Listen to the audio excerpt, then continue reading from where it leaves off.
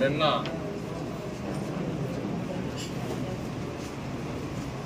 మాజీ ముఖ్యమంత్రి జగన్మోహన్ రెడ్డి గారు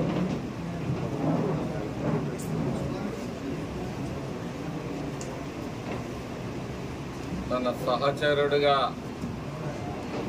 ఉన్న మాచర్ల మాజీ శాసనసభ్యుడు పిన్నెల్లి రామకృష్ణారెడ్డిని నెల్లూరు జైల్లో పలకరించడానికి ముందుకు వచ్చారు.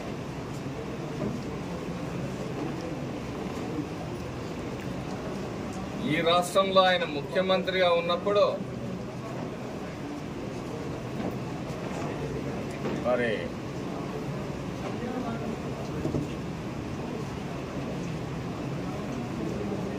ఆడబిడ్డల మాన ప్రాణాలకి, బలహీన వర్గాల మీద దాడులు జరిగినప్పుడు కానీ, ఒక డాక్టర్ సుధాకర్ని, ఒక దళిత డాక్టర్ సుధాకర్ని వేధించి చంపినప్పుడు కానీ, వాళ్ళ ఎమ్మెల్సీ మరి డోర్ డెలివరీ చేసినప్పుడు కానీ, తన అక్కని అవమానించారు, అసభ్యంగా ప్రవర్తిస్తున్నారు అని చెప్పేసి ఒక పసిబిడ్డ మరి భావోద్వేగంతో తన అక్కని కాపాడే ప్రయత్నం చేసినప్పుడు ఆ కుర్రాడు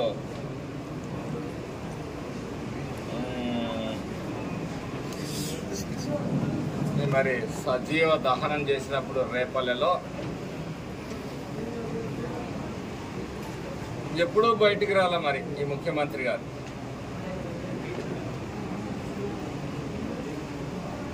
ఈ రాష్ట్రంలో తప్పుడు కేసులు పెడుతున్నారన్నారు.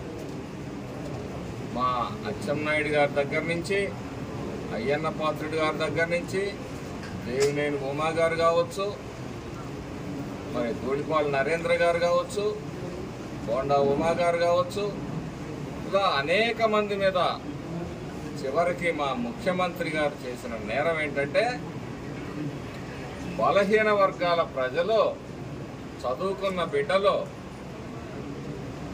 వాళ్ళు స్పెషల్గా కోచింగ్ తీసుకోలేరు, వాళ్ళ ఆర్థిక పరిస్థితులు సహకరించవు కాబట్టి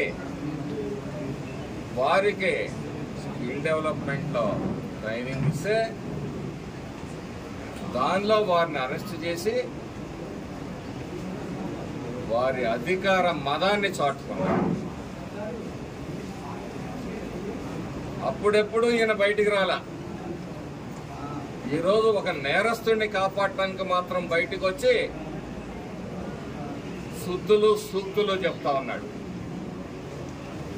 అభివృద్ధి పైన దృష్టి పెట్టమని చెప్తా ఉన్నాడు, హామీల గురించి మాట్లాడుతూ ఉన్నాడు. నెల రోజులైంది నేను ఈ రాష్ట్రాన్ని విధ్వంసం చేసి ఈ రాష్ట్ర ఆర్థిక పరిస్థితిని చిన్నాభిన్నం చేసి రాబోయే 20 సంవత్సరాలు 2 దశాబ్దాల్లో కూడా కూర్చుకోలేనంత అగాధాలను ఏర్పాటు చేసి ఈరోజు అది చేశారా, ఇది చేశారా, ఆ పథకం ఇచ్చారా, ఈ పథకం ఇచ్చారా అని మాట్లాడతాం. మీ 5 సంవత్సరాల పరిపాలనలో నువ్వు ఎన్ని హామీలు అమలు చేశావు జగన్మోహన్ రెడ్డి? 99% హామీలు అమలు చేశానంటాడు. నిస్సిగ్గుగా మరి అబద్ధాలు మాట్లాడటం, దానికి అబద్ధపు సాక్షి ఒకటి ఉంది, దానిలో ప్రచారం చేసుకోవటం పరిపాటి. మేము అడుగుతా ఉన్నాం, నువ్వు 99% హామీలు అమలు చేశావు కదా, ఆ 1% ఏదో సెలవియండి, మేము కూడా తెలుసుకుంటాం, ఈ రాష్ట్ర ప్రజలు కూడా తెలుసుకుంటారు. నీతో శుద్ధులు చెప్పించుకునే స్థితిలో తెలుగుదేశం పార్టీ లేదు. ఈరోజు రాష్ట్రంలో అనేక కష్టాలు, బాధలు, కేసులు, సాధింపులు, వేధింపులు ఆర్థిక నష్టాలు అన్ని చవి చూసిన తెలుగుదేశం పార్టీ నాయకులు కార్యకర్తలు మౌనంగా మా నాయకుడి ఆదేశం మేర మేము ఎక్కడా కూడా హింసను ప్రేరేపించకుండా ఉండబట్టే ఈరోజు ఈ రాష్ట్రం ఈ విధంగా ఉంది. లేకపోతే మీ వైసీపీ నాయకులందరూ ఈ రాష్ట్రం వదిలిపెట్టి పారిపోయే పరిస్థితి వచ్చిండేది. నువ్వు చేసిన విధానాలు మా పార్టీ నాయకుడు ఆదేశించుంటే. మీ వాళ్ళు ఈరోజు స్వేచ్ఛగా తిరుగుతున్నారంటే మా చంద్రబాబు నాయుడు గారి దయా భిక్షను గుర్తుపెట్టుకోండి. నోరు కొవ్వెక్కి మదమెక్కి నెల రోజులు కూడా పూర్తిగాని ప్రభుత్వం మీద అభాండాలు వేస్తారా? అంటే పరామర్శకి వెళ్ళావరా? మీ శాసనసభ్యుడు పరామర్శకి వెళ్ళాడా? సిగ్గుందా ఈ మాటలు మాట్లాడటానికి? పరామర్శకి వెళ్ళేవాడు కత్తులు, గొడ్డళ్ళు, రాడ్లు, సోడా బాటిళ్లు, బీరు బాటిళ్లు ఇవన్నీ వేసుకొని వెళ్తాడా పరామర్శకి? రా, ఎంత మంచివాడో మీ శాసనసభ్యుడు. మాచర్లలో సభ పెడదాం, చర్చిద్దాం. గనుల దోపిడీ, గ్రానైట్ దోపిడీ, గ్రావెల్ దోపిడీ, లిక్కర్ దోపిడీ, ఏ దోపిడీని ప్రజల ఆస్తులు, ప్రభుత్వ ఆస్తులు, ప్రైవేట్ ఆస్తులను కూడా దోపిడీ చేసిన వాడు మంచివాడు అంటే ఓహో నీ క్యారెక్టర్ ఇదన్నమాట. దోపిడీ చేయటమే మంచితనం అన్నమాట. దౌర్జన్యం చేయటమే మంచితనం అన్నమాట. దుర్మార్గం చేయటమే మంచితనం అన్నమాట. తప్పుడు కేసులు, సాధింపులు, వేధింపులు చేయటం మంచితనం అన్నమాట. అంటే మంచితనానికి ఒక కొత్త భాష్యం చెప్పాడు జగన్మోహన్ రెడ్డి. ఇక్కడే తోట చంద్రయ్య గాని, జల్లయ్య గాని నీళ్ళయ్యనయ్య 4 సార్లు గెలిపిస్తే వాడుక నీళ్లు కూడా ఇవ్వకుండా దుర్మార్గమైన పరిపాలన చేసిన నీ శాసనసభ్యుడు ఒక ట్యాంకర్ దగ్గరికి ఒక గిరిజన మహిళ సామినీబాయి వెళ్ళి రెంటచింతల మండలంలో నీళ్లు పట్టుకోవడానికి వెళ్తే ట్రాక్టర్తో తొక్కించిన దురాగతం. మరి మేము అనేక ప్రెస్ మీట్లో చెప్పాం. ఎప్పుడూ బయటికి రాడు. ఒక ఆడబిడ్డ మాన ప్రాణాలు తీసినా ఆ చిక్కటి చిరునవ్వులు చిందిస్తాడు. దళితుల మీద, బీసీల మీద దాడులు, మైనార్టీల మీద దాడులు జరిగినప్పుడు అదే చిక్కటి చిరునవ్వులు. ఇవాళ మాత్రం మరి ఒక దొంగల ముఠాలో ఒక దొంగకి అన్యాయం జరిగింది, ఒక రౌడీకి అన్యాయం జరిగింది, ఒక దోపిడీదారుడికి అన్యాయం జరిగింది, ఒక కబ్జాకోరికి అన్యాయం జరిగితే పాపం స్పందించాడు ముఖ్యమంత్రి, మాజీ ముఖ్యమంత్రి గారు. ఈరోజు బయటకు వచ్చాడు. ఈ రాష్ట్రంలో అనేక అక్రమాలు, అన్యాయాలు, దౌర్జన్యాలు జరిగినప్పుడు ఆ రోజు మాత్రం బయటకు వచ్చి ఒక స్టేట్మెంట్ నీ 5 ఏళ్ల పరిపాలనలో ఎప్పుడన్నా మాట్లాడావా?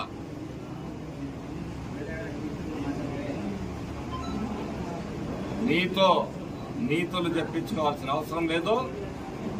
ప్రజలు స్పష్టంగా ఇచ్చారు. ఈయన మంచి చేస్తే ప్రజలు ఓడిచ్చారంట. ఏం మంచి చేశావు? నీ యువజన శ్రామిక రైతు పార్టీలో ఏ వర్గానికి నువ్వు న్యాయం చేశావు? యువతని గంజాయి మత్తులో ముంచి గంజాయి మాటను వ్యాపారం చేసి కోట్లు గడించిన వ్యక్తులు మీరు. శ్రామికుల పొట్టగొట్టి ఉపాధి లేకుండా ఈ రాష్ట్రంలో అమరావతి మీద కక్ష కట్టి అమరావతిని కూల్చేసిన మరి రియల్ ఎస్టేట్ రంగాన్ని కూల్చేశావు. దాని మీద ఆధారపడ్డ భవన నిర్మాణ కార్మికుల పొట్టలు కొట్టావు. రైతుల గురించి మాట్లాడతావు, 20,000 వేయలేదని మాట్లాడతావు. 8.5 లక్షల కోట్లు అప్పులు. ఇంకా ఈరోజు తవ్వే కొద్దీ ఎంత ఆర్థిక లోటు ఈ రాష్ట్రంలో ఉంది, ఇన్ని అప్పులున్నాయని తవ్వుతున్న కొద్దీ బయటపడుతున్న పరిస్థితుల్లో మరి ఇన్ని కోట్ల అప్పులు చేశావు, ప్రజల నెత్తిన ఇంత రుణభారం వేశావు, అనేక పన్నులు వడ్డించావు. చివరికి చెత్త దగ్గర నుంచి కూడా నువ్వు పన్నులు వేసి ఇదే రైతాంగం కోసం ఈ రాష్ట్రంలో 1 ఎకరాకి నీళ్లు ఇచ్చావా?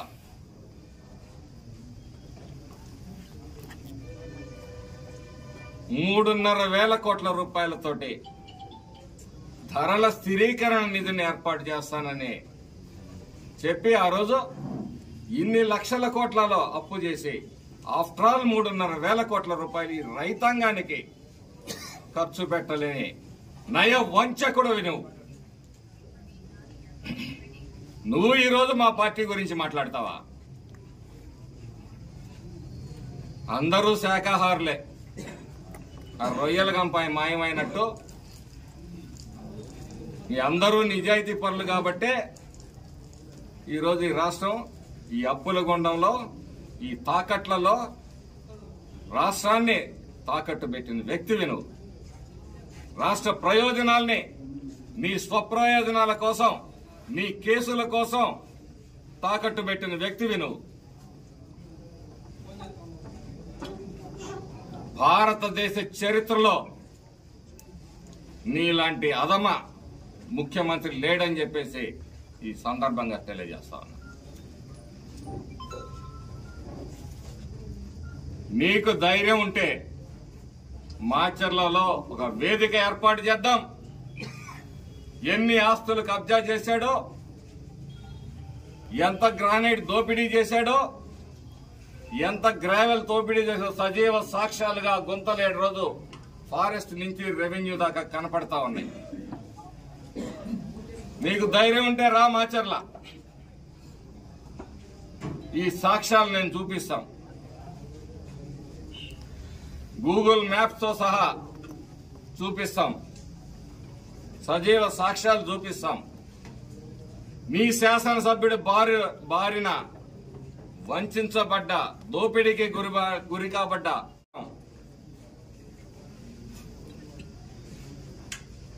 మీ ఉంగరాల బ్రదర్స్,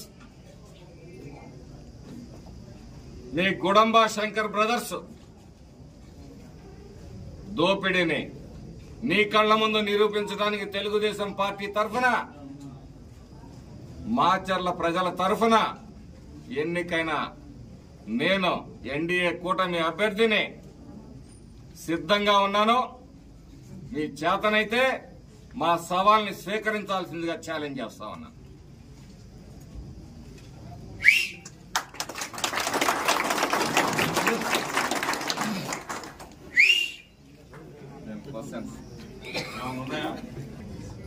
తెలుగుదేశం పార్టీ రాష్ట్ర కార్యాలయాన్ని నీ రౌడీ మూకల్ని పంపించి ఆ రోజు పగలగొట్టించావు. ప్రజల డబ్బుతో ప్రజల కోసం ఏర్పాటు చేసిన ప్రజావేదికని నువ్వు అధికారంలోకి రాగానే మొట్టమొదట చేసిన ఘనకార్యం ఏంటంటే ప్రజల డబ్బుని ఏ విధంగా నష్టపరిచావనేది. మాచర్లలో మా పార్టీ ఆఫీసును తగలబెట్టారు. అప్పుడు కేసులు పెడితే ఈ రోజుకి నీ చర్యలు మరి చేపట్టని పరిస్థితి. ఈ పాత కేసులన్నింటినీ కూడా తిరగదోడుతాం. నీ అవినీతిలో, నీ అక్రమాల్లో నీ దౌర్జన్యానికి సహకరించిన అధికారులందరినీ కూడా విచారణ ఏర్పాటు చేస్తాం. నువ్వు అనుకున్నట్టు తెలుగుదేశం పార్టీ నీ ఉడత ఊపులకు భయపడే పరిస్థితుల్లో లేదు. మీ అందరూ కూడా ఎవరైతే ఈ రాష్ట్ర ఖజానాని లూటీ చేశారో వాళ్ళందరూ కూడా మళ్ళీ ఒక్కసారి పిన్నెల్లి రామకృష్ణారెడ్డి నీ పరామర్శ పేరుతోటి అనుమతులు తీసుకొని జైలుకి వెళ్ళండి. అక్కడ పరిస్థితులు ఎలా ఉంటాయో అవగాహన చేసుకోండి. భవిష్యత్తులో మీ అందరూ కూడా జైలుకి వెళ్ళడానికి సిద్ధంగా ఉండండి.